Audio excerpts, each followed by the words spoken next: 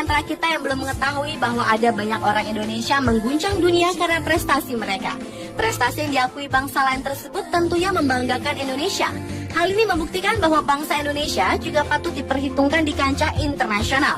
Apalagi di antara mereka ada yang merupakan orang pertama yang melakukannya di dunia. Dari sekian banyak orang Indonesia yang membanggakan, berikut 7 orang Indonesia pertama yang mengguncang dunia versi on the spot.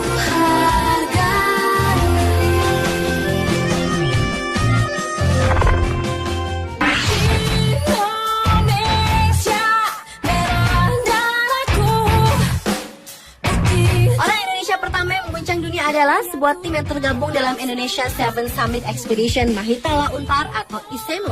Tim tersebut berhasil mendaki 7 puncak tertinggi benua di dunia yang meliputi Puncak Kartens, piramid di Papua, Indonesia,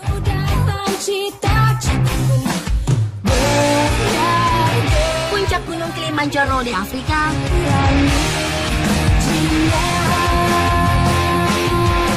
Puncak Gunung Elbrus di Rusia,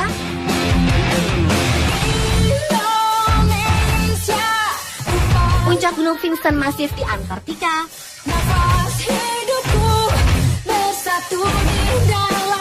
Puncak Gunung Aconcagua di Argentina, Puncak Gunung Everest di Nepal, Puncak Gunung Denali di Alaska.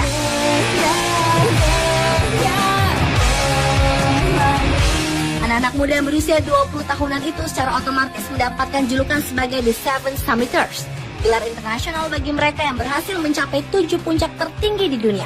Sebenarnya usaha mencapai gelar ini telah dimulai oleh almarhum Norman Edwin dan almarhum Didik Samsu yang merupakan mahasiswa pencinta alam dari Universitas Indonesia. Sayangnya langkah mereka harus terhenti di Gunung Aconcagua ketika jenazah yang ditemukan di gunung tersebut. Sejak musibah itu, pendaki untuk menggapai gelar The Seven Summiter bagi Indonesia bagai hilang begitu saja.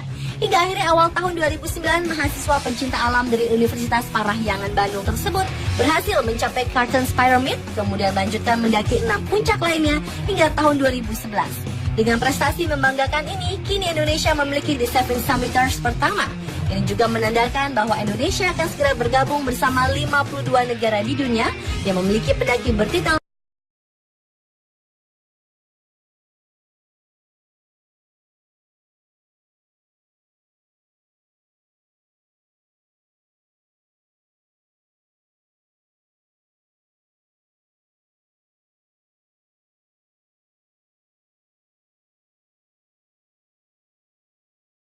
semakmuran Inggris dapat diberi gelar Sir oleh kerajaan Inggris.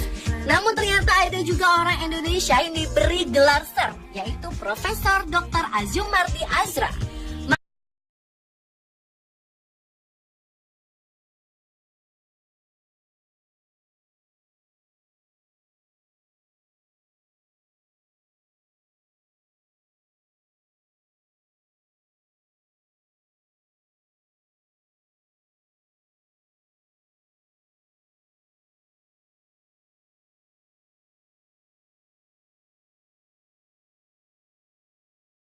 Dewan Penasehat Islam Inggris Indonesia yang dibentuk Presiden Susilo Bambang Yudhoyono dan Perdana Menteri Tony Blair pada Maret 2006. Dengan gelar tersebut, maka ia berhak menyandang gelar Sir di depan namanya.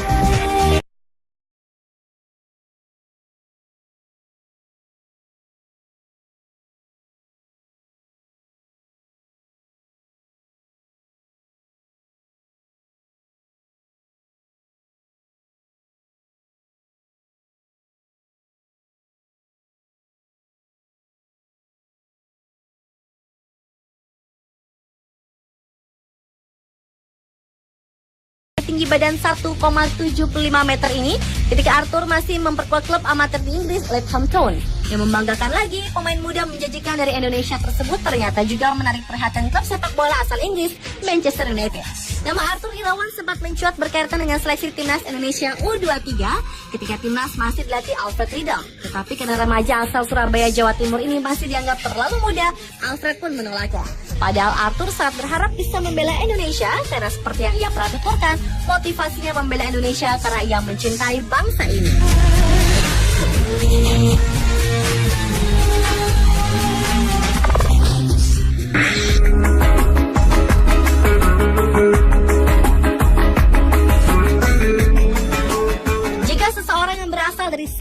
negara menjadi presiden di negaranya sendiri, hal itu adalah hal biasa.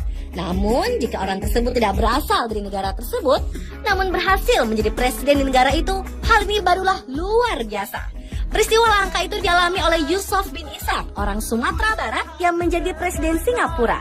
Bahkan Yusof yang menutup usia di umur 60 tahun itu merupakan presiden pertama Singapura. Yang semakin membanggakan, wajah Yusof pun diabadikan pada pecahan-pecahan uang kertas Singapura. Pada tanggal 3 Desember 1959, Yusof yang saat itu memang telah menjadi warga negara Singapura dilantik sebagai kepala negara atau disebut yang di Pertuan Negara Singapura. Kemudian pada tanggal 9 Agustus 1965, saat Singapura keluar dari Federasi Malaysia dan merdeka, status Yusof bin Ishak berubah menjadi presiden hingga tahun 1970.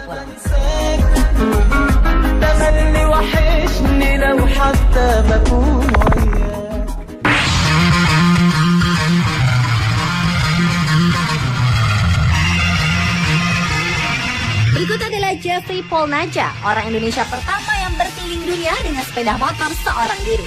Aksi pria asal Bandung, Jawa Barat ini dikukuhkan di Museum Rekor Dunia Indonesia. Kang JJ, begitu ia biasa dipanggil, memang menyukai aktivitas berpetualang. Tahun 1978, pria berusia 50 tahun ini memulai perjalanannya mengendarai sepeda motor seorang diri, melintasi seluruh pulau Jawa sampai Bali. Namun, pada tahun 2001, saat hendak memulai perjalanan keliling dunia yang ingin ia dedikasikan untuk perdamaian, Kang JJ mengalami kecelakaan hingga ia nyaris lumpuh. Namun, untunglah hanya dalam waktu 6 bulan Kang JJ sudah pulih kembali. Setelah pulih, sejak 23 April 2006, Kang JJ meninggalkan tanah air dan memulai perjalanan menjelajah dunia dengan naik motor. Dalam perjalanannya itu, ia berbagi semangat perdamaian dan keprihatinannya akan pemanasan global kepada setiap orang dan tentunya mempromosikan Indonesia di pentas dunia. 30 November 2008, Kang JJ kembali ke tanah air. Tidak kurang dari 1.000 motor menyambut kedatangannya, termasuk Adiaksa Daud, yang saat itu menjabat sebagai Menteri Pemuda dan Olahraga. Karena dedikasinya itu, Jeffrey Paul Naja mendapat berbagai penghargaan, di antaranya Lifetime Achievement Award dari Ikatan Motor Indonesia atau IMI, sebuah penghargaan tertinggi diberikan pada insan otomotif di Indonesia.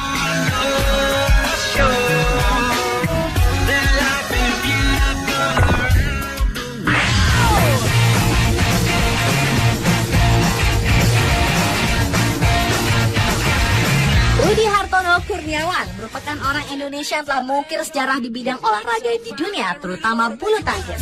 Pria yang berusia 63 tahun itu adalah satu-satunya pebulu tangkis di dunia yang berhasil meraih gelar All England kejuaraan bergengsi di bulu tangkis untuk nomor tunggal putra sebanyak 8 kali, bahkan 7 kali secara berturut-turut. Rudi berhasil meraih gelar All England pertamanya di usianya masih muda, yaitu 18 tahun. Prestasi gemilang Rudi ini telah mencatatkan namanya di Guinness Book of Record pada tahun 1982. Dahulu, Rudi meninggalkan kuliahnya di Fakultas Kedokteran Universitas Airlangga Surabaya, Jawa Timur demi bulu tangkis. Kini, Rudi tidak lagi aktif di bulu tangkis karena faktor usia dan kesehatan. Mantan atlet yang mengaku bahwa berdoa adalah rahasia keberhasilan ini dan menjalani operasi jantung di Australia pada tahun 1988. Walaupun demikian, dedikasi Rudi Hartono pada dunia bulu tangkis tidak akan pernah mati.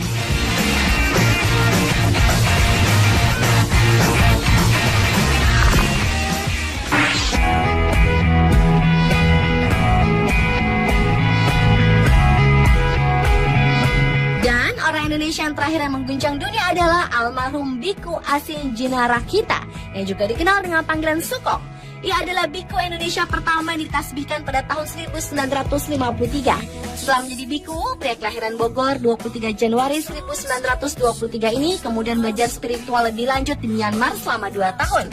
Kemudian pada tahun 1955, ia kembali ke Pulau Jawa lalu bekerja keras membangun kembali vihara dan biara Buddha. Ia juga mengadakan perayaan Waisak secara nasional untuk pertama kalinya setelah beratus-ratus tahun di Candi Borobudur, Jawa Tengah.